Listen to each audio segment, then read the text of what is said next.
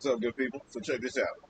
I'm gonna answer a few emails, a few messages that came through. I had some DMs, instant messages, all that kind of stuff, that came through, and I'm gonna play a few of them that I received. Y'all give me your thoughts on it. But, this first is a Vietnam veteran, some reference to the black community, and it may tie in a little bit with that black fatigue too. I mean, people talking about black fatigue right now. They tie in a lot to that. So, let's see what we got here. See what we got. To put it simply, loving black folks had to be the hardest goddamn job on the motherfucking. It's rough. Please pardon the language, but I gotta just tell it like it is. Loving black folks ain't easy, man. We hard-headed, ornery, chicken shit, and you know how they really are. You can speak the truth all day long. They can't hear you. A white man can walk up and suggest the shit you said, and it's like they heard the voice of God or some shit. Oh, nigga, I've been telling you this for 10 years. How the hell is it you don't understand this until a white man says it? But not all of us, but too many of us. That's the case. Far too many. Yeah. I mean, but like I said, it's a painful thing. And just with this Black National Anthem, I play this every day, man. It's so disheartening to see how black folks walk past me like the song ain't shit, and I'm a 9-year veteran. Okay? Vietnam era. Okay? And they walk past me like I ain't shit. Elders are for counsel. Young men are for war. If True. your future's lost, then goddamn it, some old motherfuckers didn't do their goddamn job. And I'm suggesting to you old brothers, reach out and show these young brothers not only that you love them, but how much you love them, because they're the only goddamn future we got. You can't trade them in for nothing. I share. The fact of the matter is, if you want a better world, I suggest what Malcolm said. Malcolm said, either you're part of the solution or you're part of the problem. But I got news for y'all. There's been a 21st century update on the real. Either you're part of the solution or goddamn it, you are the fucking problem. This is what we have to understand. See, we keep on I call it life masturbation. You playing with the problem, okay? Band-Aids ain't gonna help. You gotta get real or die. That's all that's left. Nobody on the planet gives a damn about us. Not even us. Now, that's the part I have a problem with, because we can do something about that last part. See what I'm saying? I've been suggesting for a very long time, if Africans just simply turn your love inwards, learn to love you. First, learn to know your goddamn self first. Don't bring your unknown ass in our family circle. See what I'm saying? With that crazy shit, you know you want to bring me Jesus and other dumb ass shit. No, learn to know who the fuck you are from a divine perspective. I'm tired of you being the dumbest motherfuckers on the goddamn planet, because that's not a divine decree. Stupidity is not a divine decree. God didn't make you stupid. You have to want to be stupid. You have to work to stay stupid. Now, if you ask an intelligent African, they'll tell you that's way too much energy fucked off on just being stupid. Why don't you spend your time wisely and be who the hell God puts you here to be? I share. If this world is ever going to be a better place, I guarantee you, I'll stake my life on it, that you've got to change it. If it's ever going to be a better place, it's because we make it so. If it's ever going to change for the better, we've got to do it. Speak. God put you here to teach the world, not to take lessons. Here we are in the 21st century, sitting at the feet of some motherfuckers who just crawled out the cave yesterday, talking about you getting a goddamn education. They can't educate you, nor is it their desire. If you just pay attention to what the hell has been going on. You see what I'm saying? They got you so fucked up after you done paid 3, 4, 5 years of goddamn college, you come out and don't know who the fuck you looking in your goddamn mirror at.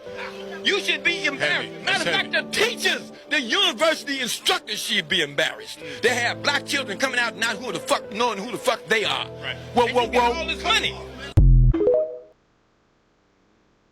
Show you another one too. This one's Anton Daniels, high level creator, OG in the game. Wow. Of course, he's several years younger than me, but he's a sharp guy. He got a video here. Let me check this out. To do is accept the fact that I want a divorce, and that's it. I don't want to give a fuck about your divorce, and I'm not mad about that.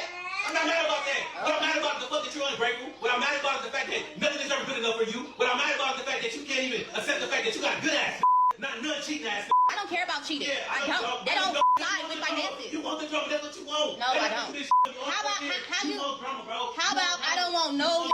Bro, you want drama? Nah. You want drama, bro? Thank you. Nah.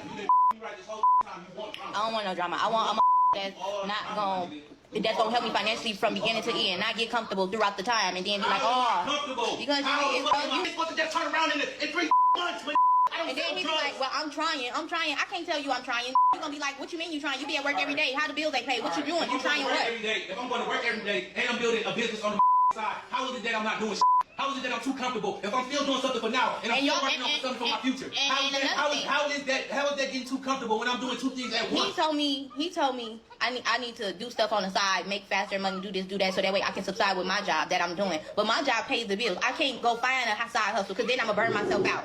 So I can't do both. You have more free time than me. The job you work is a come and go. You can pick your hours. I can't do that. Okay, because that's what you chose. You chose that. Yeah, because I need something consistent. I don't need something to tell me when I can get on and get off and then all it is. Like, you have a cap. I don't have a cap. So okay, so how we gonna get this paid? How we gonna get it paid? How we gonna get it paid? On time. Exactly. I gotta figure this out. I gotta figure it out. I gotta figure it out. Oh, a loan or 401k. No. Fam, the fact that she's recording right now means that she's completely checked out. Most people get divorced. Most people lose their relationships not because somebody is cheating, not because somebody is pissed off. It usually comes back down to something resourceful, finances, money, right? The money, as long as the money is right, people solve for their issues, they solve for their problems. The minute that the money get funny, you can forget it, bro. She gone forever. And I'm not trying to figure it out, you want? I don't got time to keep hearing you figure it out. Take on all the responsibility, right? You one of the only going through right? You one of the only one dealing with some right? And this is exactly what the I mean by you're selfish. How the If I'm selfish, I'm selfish. Yup, 189 hours. It is what it is. It ain't nothing new. That's just what I gotta do. up here and cry and say, oh, She ain't even emotional about it. She gone, bro. You might as well just let it go. You're emotional over nothing. At this point, a lot of times people don't realize that I think that men ultimately love more than women. They hold on to things more than women do. And once a woman is emotionally gone and checked out, it's over. It's completely over. And I don't know if their situation is maybe he got laid off and then he doing gig work or whatever like that, and so she's just not holding it down. But from what she's saying, it seems like she's been consistent, he's been inconsistent, and she's fed up. I don't have a care in the world. When Yep, they get in my Shout out to Anton Daniels. I like that. Good head right there. I got one more I'm gonna show. This one here gonna hit you right in the mouth. But in reference to that last video, I tell you that romance without finance is a good saying. Sure. You can be cute, do whatever. And even money ain't gonna keep a woman anyway. It's not gonna keep her. But it will make things a little bit easier. People say don't let money change you. She's gonna change my address, is he gonna change the people I talk to? That's shallow. I don't give a damn. That's true. Now this lady here, young girl, she tough. She tough. But y'all tell me what you think. See what she talking about.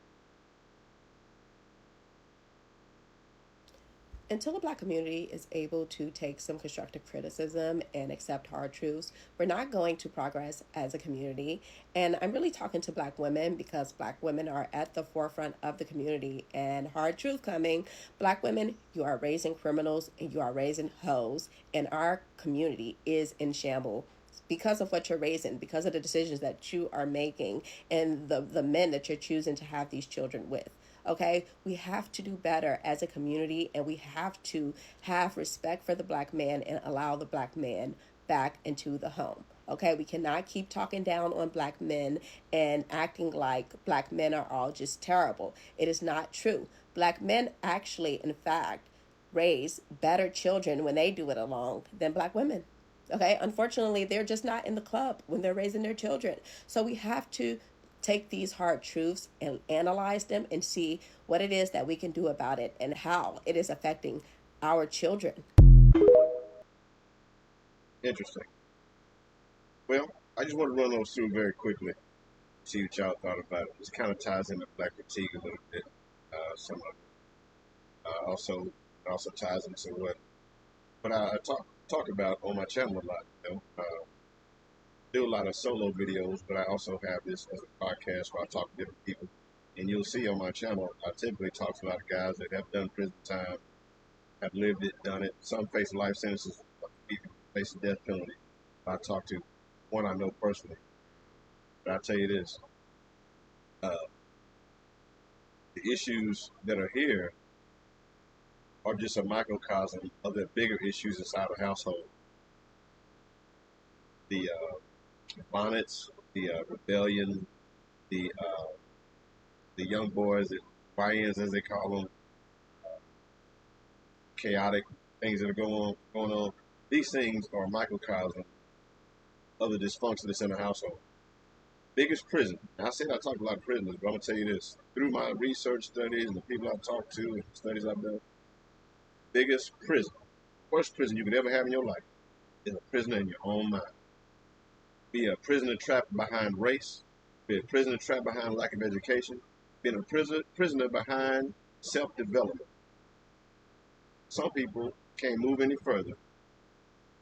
High school, best friends, can't got the same circle they've had their whole life. They think they're making progress. They're not. They're not. That's the worst prison you could ever be in.